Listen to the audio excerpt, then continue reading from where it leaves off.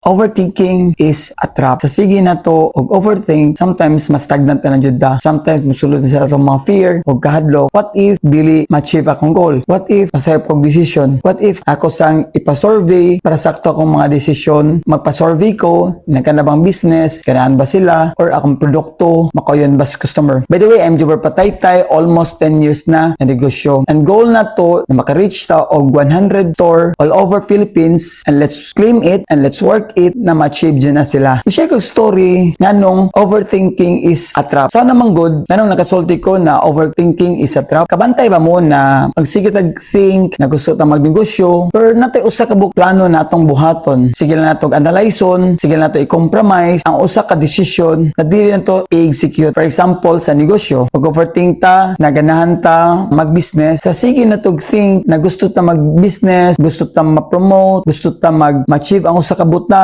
but dili na to siya i-execute. Sometimes matrap lang yun ta sa pinaagi lang magsigi overthink. Labi na ka ng word na what if, ato na lang balik taron. What if wala ko magnegosyo unta? Nagsige lang ko overthink, dili na ko makibalo, dili maabot ang tuig kung unsa akong abdan karon. Ang punto nako mga kanegosyo is dili ta sobrang mag-overthink. Kaya no, magsige mo overthink kay magunahon nata na ma-failed ta. Atong dawaton na every execute yun nato na adyo na say failure. But through failure, ma-learn na to ug maka-evaluate ta na ngano deng na failed ko. Pag ma-learn ninyo ang failure, continue lang japon ta until such time na ma-bullseye na to ang goal. Sa panahon na mo na nagsugod mi kanegosyo, ako yung sige na kumunahon na bahalag masayop ko sa akong mga buhaton because part na siya sa pag-grow na ko being entrepreneur. Kaya nakita na ko ang uban pareha sa nag-imbento sa suga. 1,000 siya ka-execute before niya na-achieve ang suga. Na nakita, dili ta mahadlok, bisag 1,000 ta na siya ka-execute na to for sure. Ikaw